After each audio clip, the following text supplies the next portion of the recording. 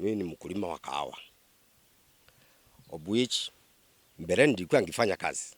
Lakini wakati nimetoka kazini, nimekuja nikaona, nimejaribu kulima mahindi, hainisaidii. Nimejaribu kulima maharagwe, hainisaidii. Ndio nikafikiria kulingana na hiyo project imekuja mpya. Na hii kahawa imefanywa recharge, sio ile tulikuwa nayo mbeleni. Ndio tukaelezwa hii SR 28 inaweza kusaidia, ambayo kweli tumeona ni ukweli kulingana na ule recharge ile wamefanya. Na ndio mimi sasa hivi niko na miti 220.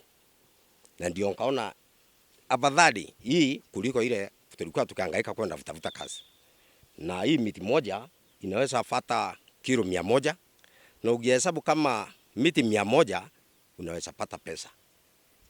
Kwa hivyo ndio mimi kaingia hii ukulima. Sasa hii kahawa yangu iko na miaka 2 na already nimelipwa. Si ajabu nimelipwa ile pesa sijawahi kuona. Kwa sababu ngihesabu ile pesa nimelipwa ni kama nimefanyia every month around 3,000 every month. Ile pesa already nimeambiwa iko kwa account. Kwa hivyo tumeonelea hii ukulima ni mzuri. Na mimi nimeingia kwa hii ukulima kabisa kwa sababu mahindi na maharagwe hainisaidii. Mti mmoja kama huu ukiutunza vizuri unaweza kupea kilo zaidi ya 100. Ukihesabu hata kilo 100, ununuliwe kilo moja na shilingi 100 kwa mti mmoja, umepata pesa mingi. So ndio maana tumechagua huu mti, kulima huu mti, na ni mti ambao unatupea faida sisi kama wakulima. Sana sana sisi vijana, mimi nikiwepo. Tunazunguka kwingi tukisema hakuna kazi. Tunafuatana na maofisi ya serikali tukitafuta kazi. Lakini kwa kusema ukweli, hakuna mahali kazi itapatikana ya kila mmoja.